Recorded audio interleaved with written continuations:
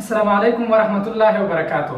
تاسو ټول درنو زده کوونکو ته د 12م ټولګي د بیولوژي اړوند دوهم لیکچر ته ښه راغلاست وایم په دې هیله چې تاسو به روغ جوړ او د صحت په کالیو کې به وای.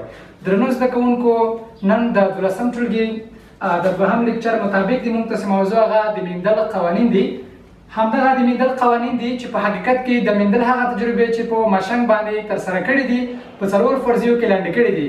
وروسته همدغه څلور فرضیې بیا د میندل په قوانینو باندې بدل شوي دي چې همدغه څلور قوانین د میندل یا په حقیقت کې د جینیټیک اساس او بنسټ جوړوي. نو د دې لپاره چې موږ تاسو دغه څلور قوانین په درست ډول سره پیژندلي وي نو خپلې کتابچې خلاصې کړئ او له ځان سره یې یادداشت کړئ. راځو د میندل قوانین لیکل یې مهم او ضروري بولم. د میندل قوانین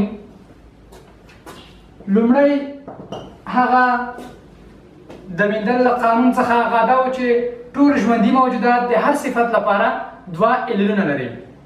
ټول ژوندي موجودات د هر صفت لپاره دوه الیلونه لري چې یو الیل له مور څخه او بل الیل له پلار څخه اخلي.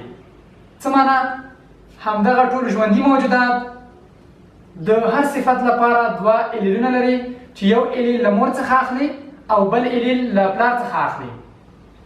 نو مخکې له دې چې موږ تاسو د میندل هغه لومړی قانون وضع کړو ویلي کومه لومړی موږ تاسو باید د الیل له کلمې سره آشنا شو چې الیل څه ته ویل کېږي.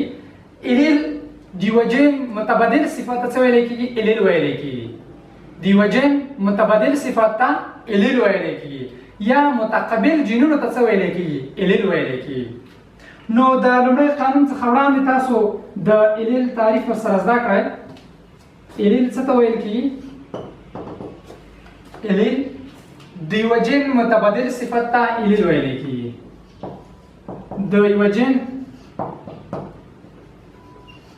متبادل صفت ته څه وایي؟ الیل ویل کېږي یا متقابل جینونو ته څه ویل کېږي؟ الیل ویل کېږي. فرض مثال موږ تاسو په ماشنګ کې یا د ماشنګ په بوټي کې د دانو د پوښ غونجوالی او صفوالی یادوو. د ماشنګ د نبات په بوټي کې یا د ماشنګ په بوټي کې موږ تاسو د دانو د پوښ غونجوالی او صفوالی یادوو چې دغه په حقیقت کې څه شی دي؟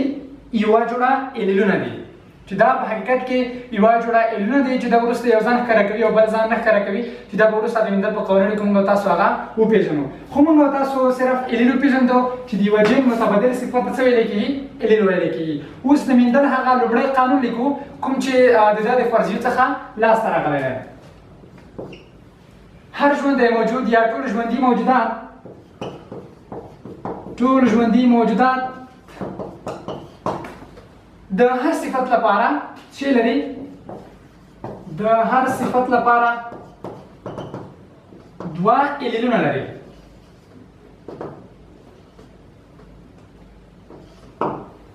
ټول ژوندي موجودات د هر صفت لپاره دوه الیلونه لري چې یو الیل له مور څخه او بل الیل له چا څخه؟ له پلار څخه څه ډول کوي؟ اخلي. ټول ژوندي موجودات د هر صفت لپاره دوه الیلونه لري چې دغه دوه الیلونه یو له مور څخه اخلي او بل له چا څخه اخلي؟ له پلار څخه اخلي. دې ته څه ویل کېږي؟ د میندل هغه لومړی قانون چې د میندل له فرضیو څخه لاسته راغلی دی. دویم قانون یا دویمه فرضیه چې وروسته د میندل په قوانینو یا قانون باندې بدلیږي هغه دا ده چې د هر صفت الیلونه کیدای شي مشابه یا متفاوت واوسي. څه معنا؟ د هر صفت الیلونه کیدای شي یو شان وي، سره ورته وي، یا کیدای شي یو له بل سره څه ولري؟ فرق ولري. یعنی هر صفت یې کیدای شي په دوه یا څو بڼو خپل ځان ښکاره کړي. د میندل دویم قانون څه شی دی؟ هغه دا ده چې د هر صفت الیلونه کیدای شي چې مشابه یا متفاوت اوسیږي. څه معنا؟ یعنی هر صفت یې کیدای شي چې په دوه یا څو بڼو سره خپل ځان ښکاره کړي. مثلا که موږ تاسو د ماشنګ د بوټي ګل پاڼې په نظر کې ونیسو هغه سپین یا ارغوني رنګ لري. څه ډول رنګونه ولري؟ سپین رنګ ولري او یا به ارغوني رنګ ولري. په دې ترتیب سره ارغوني رنګ د جین الیل د سپین رنګ د جین الیل بللی کېږي یا د سپین رنګ د جین الیل د ارغوني رنګ د جین الیل بللی کېږي. یو ځل بیا تکراروم، د هر صفت الیلونه کیدای شي مشابه یا متفاوت اوسیږي. یعنی هر صفت کیدای شي چې په دوه یا څو بڼو سره خپل ځان ښکاره کړي. د هر صفت عللونه کیدای شي مشابه یا سره ورته او یا متفاوت اوسیږي. یعنی هر صفت کیدای شي چې په دوه یا څو بڼو سره هر صفت کیدای شي چې په دوه یا څو بڼو سره خپل ځان څه ډول کړي ښکاره کړي. لکه موږ تاسو چې مثال سره دا څه ډول کړو واضح کړو.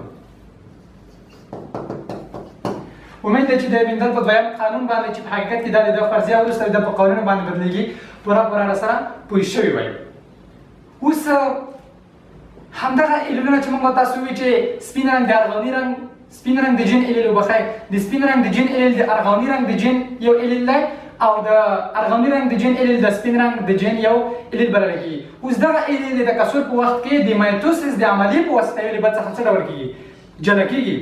یعنی کله چې په دې باندې د مایټوسیس عملیه راورسیږي نو د مایټوسیس د عملیې په واسطه یو بل څخه څه ډول کیږي جلا کیږي او د ګامنټونو له لارې راتلونکي نسلونو ته انتقالېږي.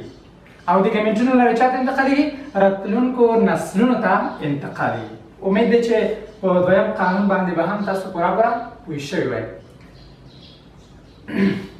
دریم راځم هغه د مندل دریم قانون ته چې وروسته وبخښئ دریم فرضیې ته چې هغه د په قانون باندې څه ډول شوې ده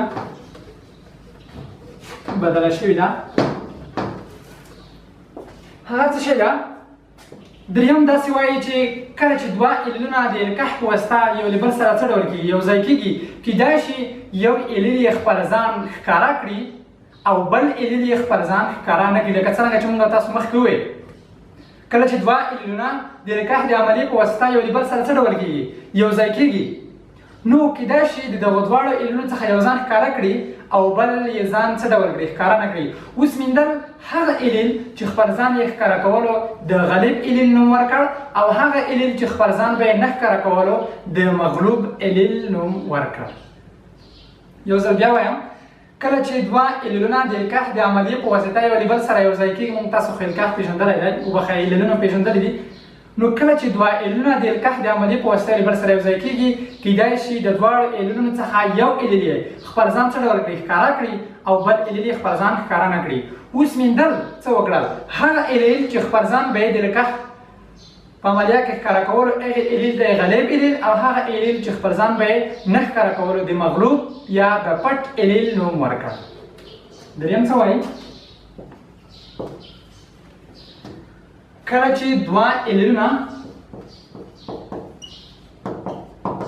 د الکح د عملیې په واسطه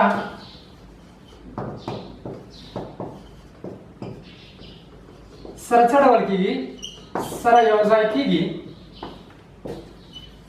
کله چې دوه عللونه د الکح د عملیې په واسطه سره یو ځای کېږي نو کیدای شي یو یې ځان څه ډول کړي یو یې ځان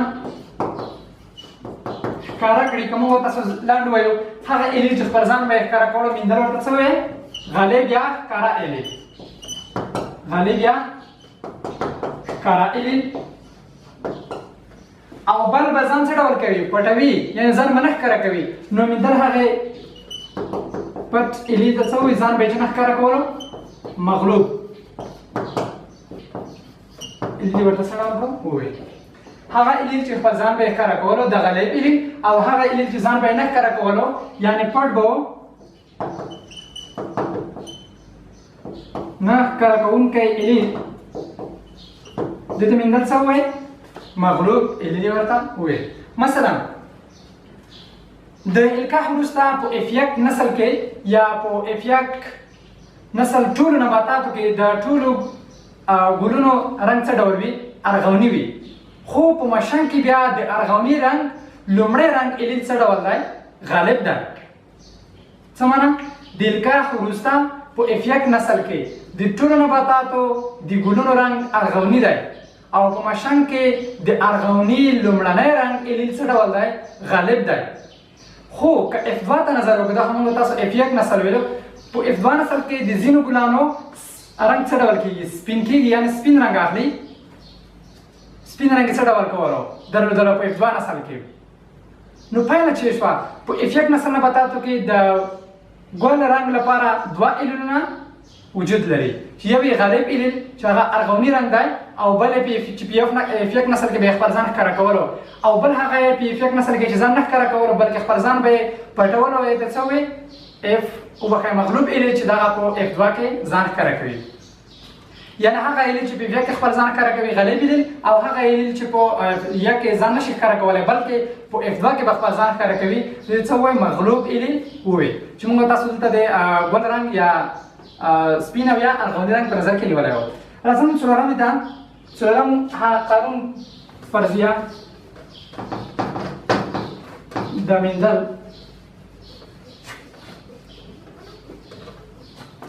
چې هغه یې وړاندې کړې وه اوس همدغه دوه ایلیلونه کوم چې موږ تاسو مخکې دریمه شماره کې یاد کړل همدغه دوه ایلیلونه په یو صفت پورې چې لري اړه لري همدغه دوه ایلیلونه په یو صفت پورې اړه لري مثلا د ګل رنګ موږ تاسو دلته په څه شي کې نیولی دی نظر کې نیولی دی نو د ګامېټ د رامنځته کېدلو په وخت کې یو بل څخه څه ډول کېږي جلا کېږي د ګامېټ د منځته راتلو په وخت کې یو له بل څخه جلا کېږي یعنې پایله یې څه شوه یو ایلیل په یو وخت کې یو ګامېټ ته سره هم کېږي انتقالېږي یو ایلیل په یو وخت کې یو ګامېټ ته انتقالېږي نو که موږ تاسو یې ولیکو په لنډ ډول سره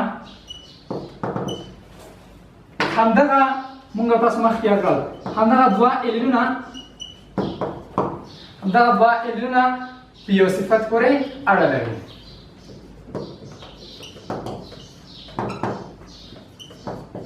یو صفت پورې څه لري اړه لري همدغه دوه ایلیلونه یو صفت پورې اړه لري کوم موږ تاسو د دې لپاره د ګل رنګ په نظر کې نیولی و یله داسې سره ګډوډ نه شئ موږ تاسو په دغه ځای کې چې نیولی و د ګل رنګ په نظر کې نیولی و نو د ګامېټ د منځته راتلو په وخت کې نو د ګامېټ د منځته راتلو په وخت کې د ګامېټ د منځته راتلو په وخت کې یو له بل څخه څه ډول کېږي جلا کېږي یا یو له بل څخه بېلېږي یو له بل څخه جلا کېږي او په نتیجه کې یو ایلیل په یو وخت کې یو ګامېټ ته انتقالېږي په نتیجه کې یو ایلیل په یو وخت کې یو ګامېټ ته انتقالېږي هیله او امید دی چې په دغه څلورو قوانینو چې په حقیقت کې د مندل فرضیې وې وروسته یې د په قوانینو باندې بدلې شوي دي پوره راسره پوه شوي وئ درنو زده کوونکو د دې لپاره چې موږ ستاسو په درانه چوپړ کې د بیا ځل لپاره حاضرېږو تر هغې د الله